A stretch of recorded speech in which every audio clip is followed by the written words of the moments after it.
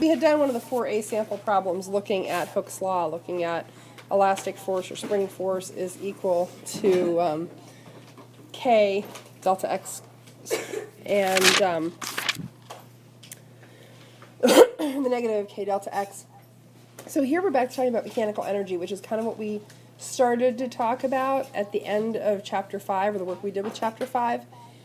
It's basically, we can talk about it with that spring system. I think we did start to talk about this, that at the top of that flight, it's got a lot of gravitational energy, the spring, if we're talking about the spring mass system, and very little in the way of kinetic energy because it stops for a moment. And then as it falls, it has decreasing gravitational potential energy, increasing kinetic energy at the bottom of flight. Again, it has a moment of zero kinetic energy because it stops for a second.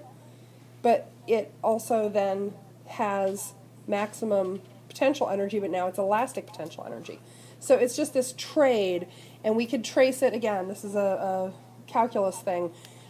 We could trace every moment in its path and look at the amount of potential and kinetic energy, and the total should remain perfectly constant. Of course it doesn't because we have friction. So we lose some of that energy to heat, little bits of sound. That all represents a loss of usable energy. So we don't lose energy, but we lose usable energy. It's a sort of inefficiency that just happens in the system. And this is just a couple different examples of types of elastic systems and their mechanical energy. So mousetraps are another one. We haven't worked with mousetraps a lot in here this year.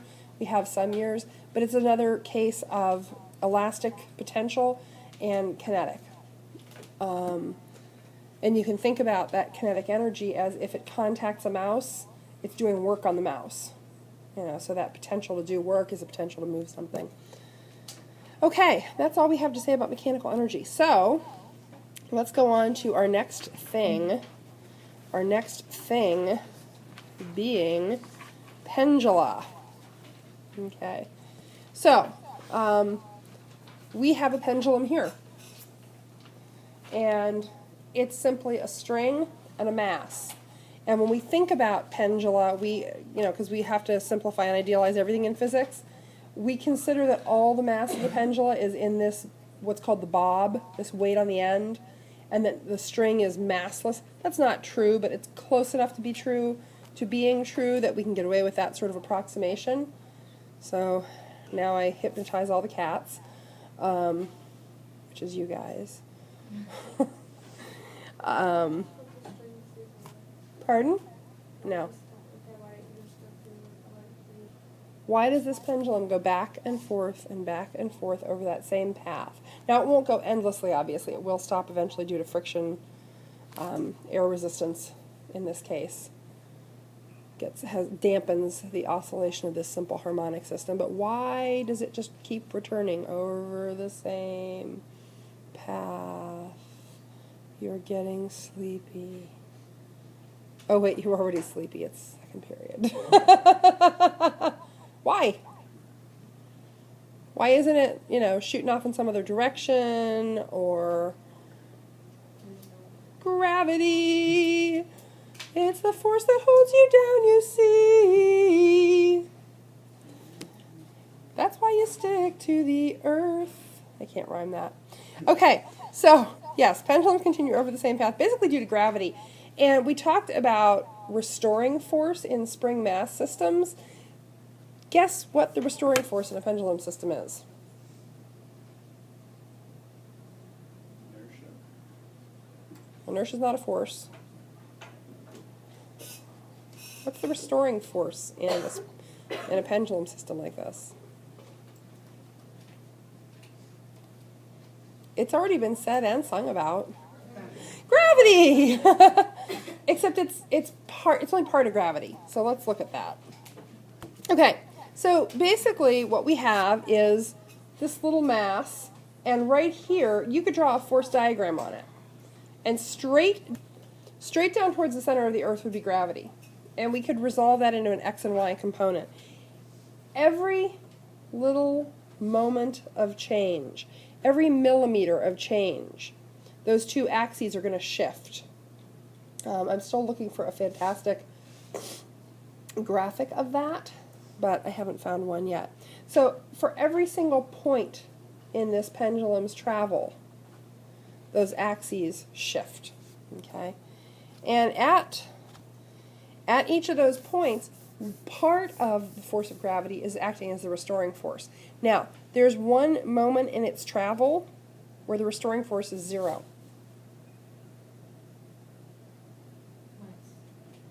Yeah, when it's at the bottom of the path.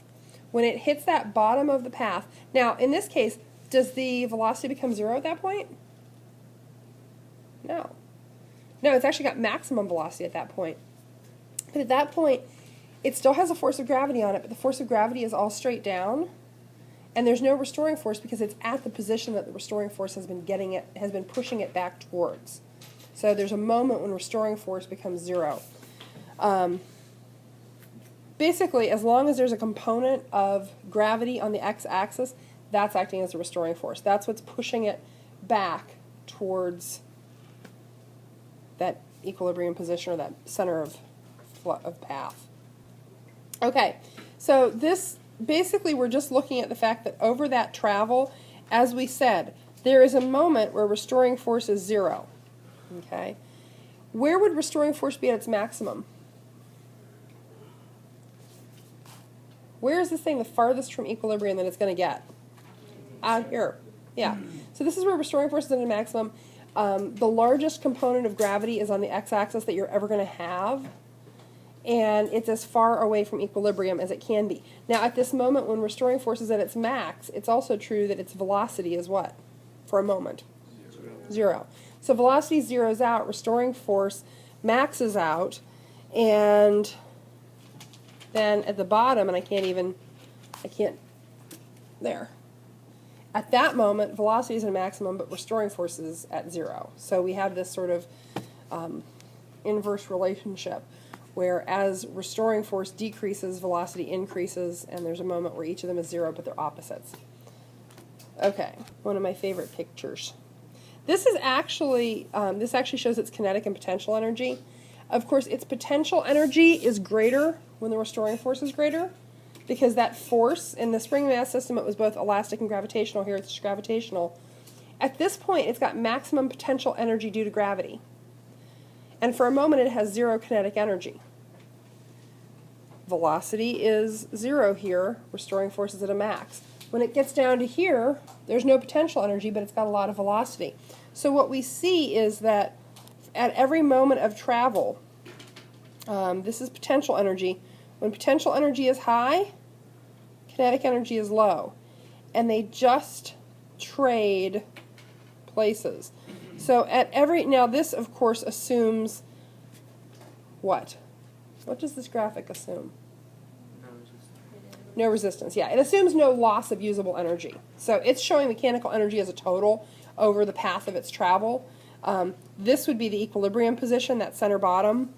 And then this is maximum displacement on either end, both positive and negative. Okay, the one note that we have to sort of mention is that this is only true when we're looking at under a 15-degree angle. So a lot of the pendulum motion that I'm actually doing is probably greater than 15-degree angle. I'd say that maybe that's 15. And we're looking at the angle up there, maybe that. Once we get out over 15, some other stuff comes into play, and we can't talk about it as simple harmonic motion anymore. So this is just low-angle pendulum swings, mostly like the kind of thing you did in the lab. Yeah, once we get past, because what's the definition of simple harmonic motion?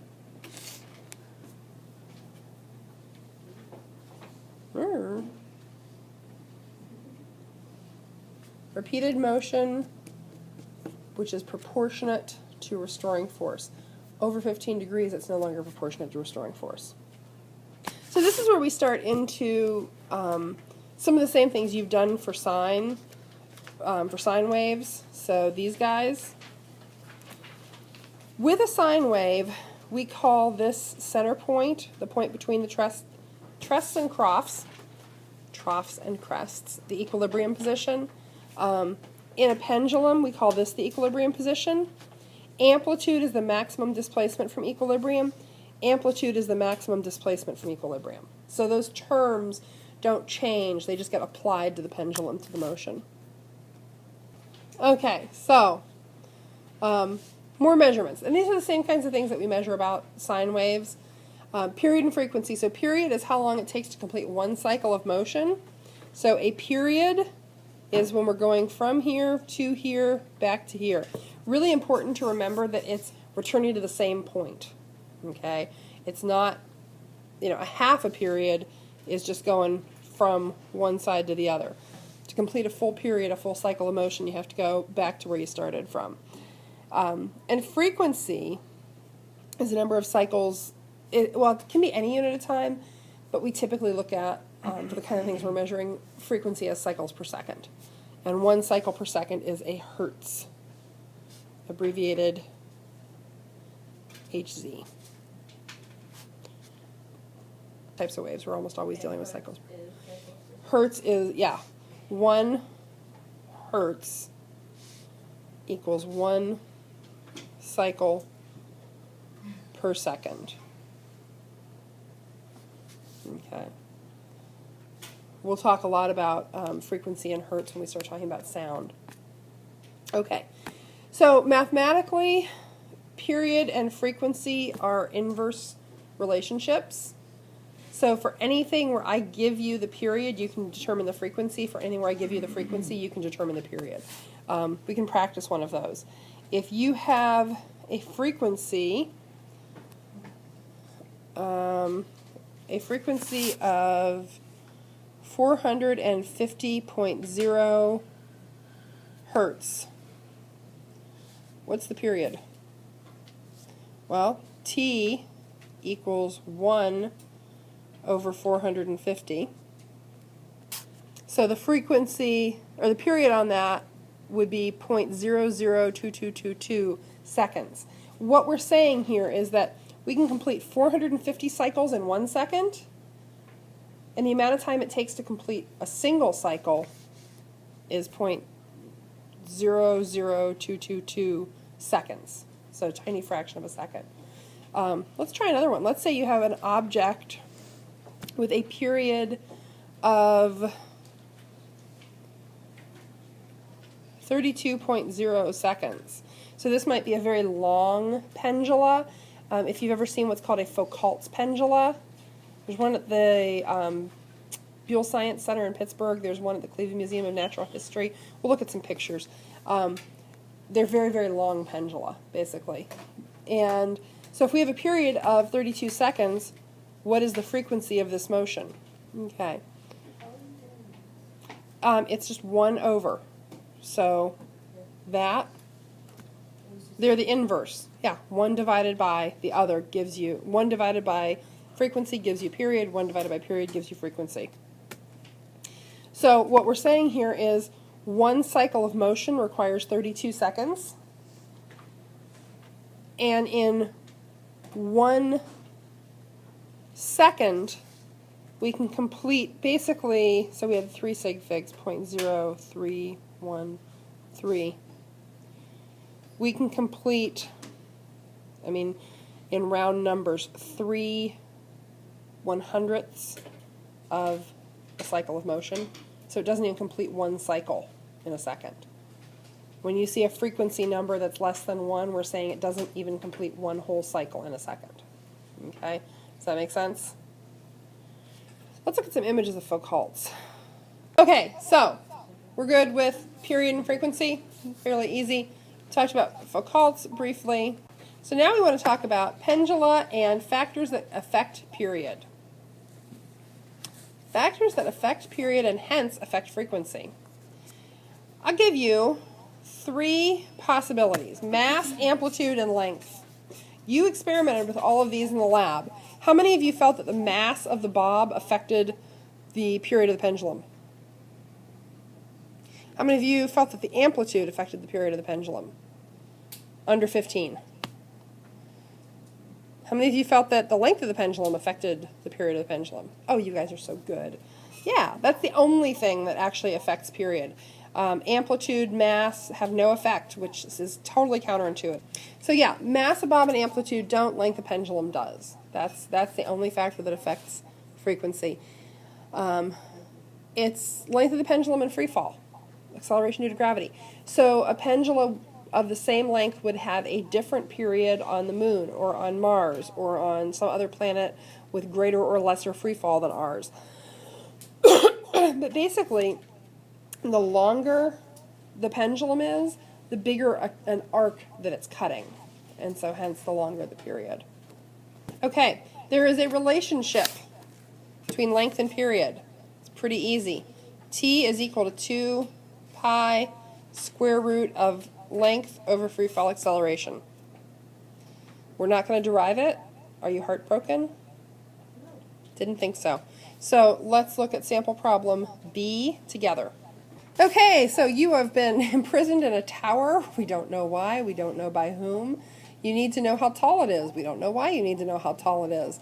Fortunately for you, you've had high school physics, and there's a pendulum attached to the tower. You have a watch, also fortunately for you. This is getting more and more improbable. And you have figured out the period of the pendulum is 12 seconds. And so what you want to know is the length. Well, we have our hand, and we know that free fall acceleration is 9.81 meters per second squared. So with our handy dandy t equals 2 pi times the square root of L over g, let's solve for length. So t divided by 2 pi equals the square root of L over g. T squared, yeah. Huh? And then measured free fall, measure the time it took you to hit the ground, or? Oh, that's an option. Okay, so we've rearranged this simple algebra to solve for length. Okay, simple algebra. Plug them in, get a number, got what you got.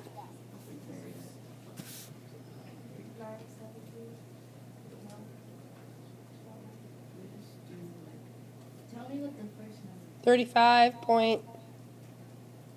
Please excuse the interruption. Okay, so with sig figs, of which we have 2, 36 meters. 36 meters meaning too tall to climb up the rope and test the time it takes you to fall, because a 36-meter fall will probably kill you. And then you won't care how tall the tower is. Ceiling here, 2.5 meters, 3 meters. 36 meters is really tall. Yeah, so that's 12 times the height of this room. Like at a diving pool, the top part, I think. There's a 10-meter board, isn't Yeah, there? there's a 10-meter board. I remember. Is the 10-meter board scary? Yeah, I had a friend who jumped off a 10-meter one, and he like at the the wave pool in Pittsburgh. See but things like 10-meter boards, because of the whole idea of retraining your brain to understand metric intuitively, like things like having a concept of how tall a 5-meter board is, having a concept of how tall a 10-meter board is, knowing your own height in meters, like I'm 1.67 meters tall. I know this. Huh? So, but no, if you know those things, then it's, it starts to train you intuitively. That's how I remember that, like, Yeah. Assigned, this is 12B, 449, numbers 1 through 4. I will give you until the bell to work on as many of these as you can. We're going to do the 12C. I'm going to introduce the 12C problems because we've talked about computing period in, hey, a pendulum. So there's another kind of simple harmonic system. Now you're all hypnotized. It would hurt. So, and you can build one of these with bowling balls too in trees and make an obstacle course out of it actually. Like for your family reunion or just a gathering of friends, get a bunch of ropes or someplace to hide. Sure, you could. Okay, so we're going to look at how we compute period in a mass spring system, because that's the other kind of simple harmonic motion we talked about. In a mass spring system, so in a pendulum system, the period is pretty much controlled by length. In a mass spring system, it's controlled by mass. So So you probably would have guessed that. Restoring force, which is the spring force, is determined by the displacement of the mass and the spring constant. More mass, more inertia. Smaller accelerations. We actually see lower accelerations with smaller masses, and it takes more time to complete a cycle. The equation is going to look familiar, but I guess we're not at the equation yet. So the other factor that affects it is how stiff the spring is. Obviously, if you take a truck spring off of something versus one of our, sort of loose slinky springs, you're going to see a dramatically different kind of period. Stiffer springs tend to have shorter periods. They take less time to complete a cycle of motion, and looser springs take a longer time to complete a cycle of motion. They'll go for a very long time.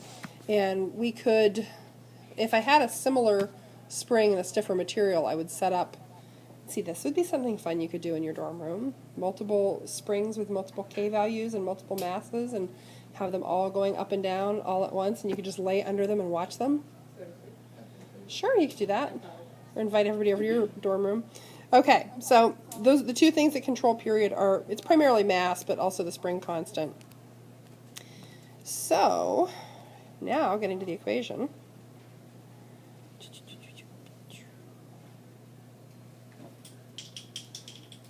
Nope. Okay, so does this equation look familiar? Like the one you just used. So the period is 2 pi times the square root of, now we have mass over k instead of length over g.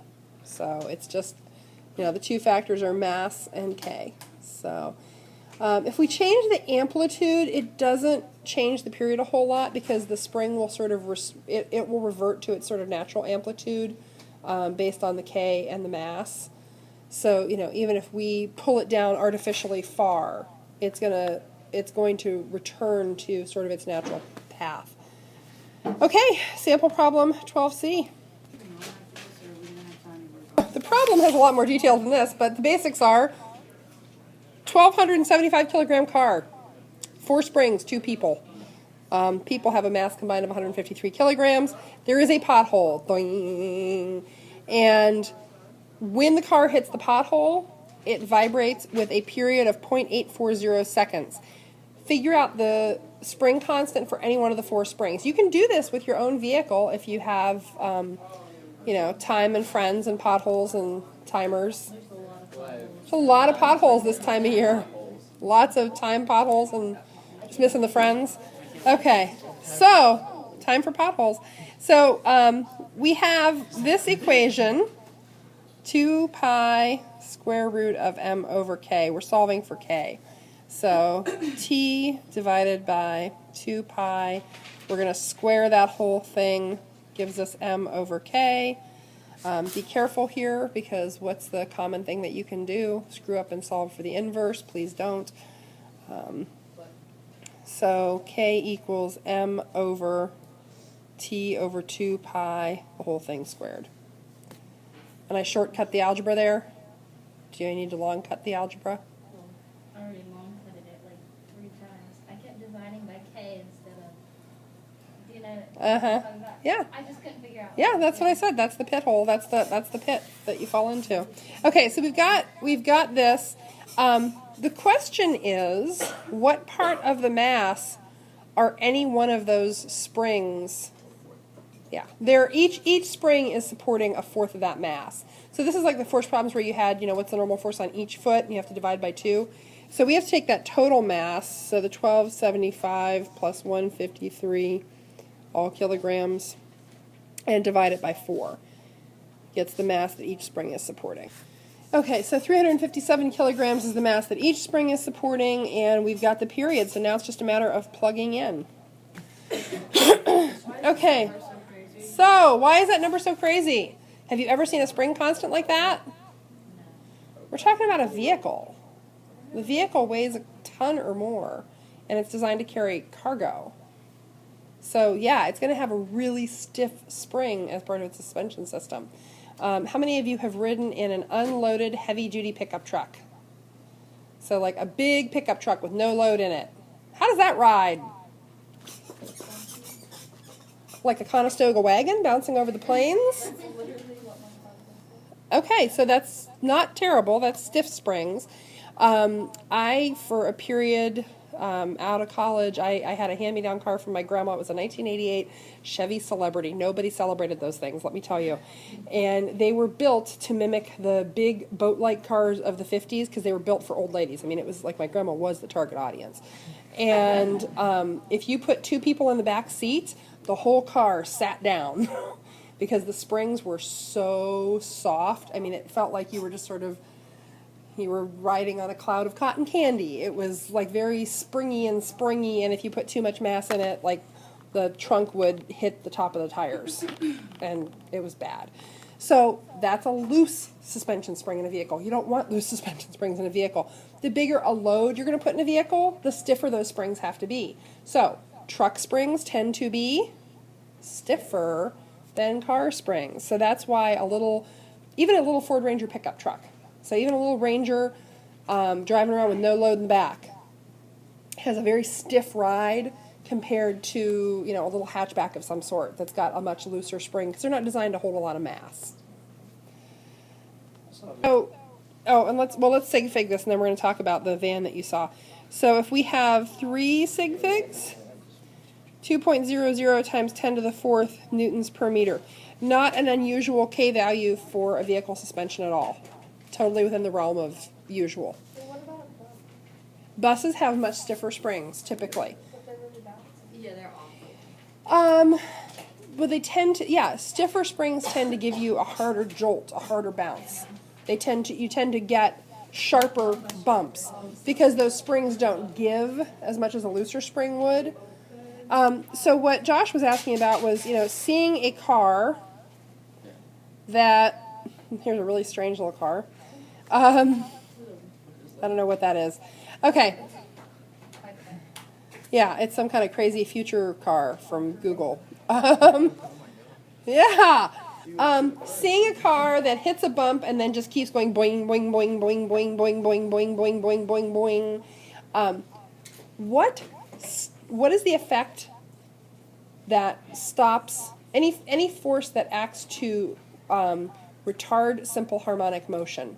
What do we call that? Dampening.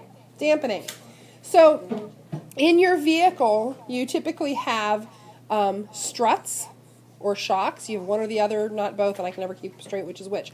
But all of them are a spring with a dampening device. So the dampening device, the spring allows the tire to bounce in response to the pothole.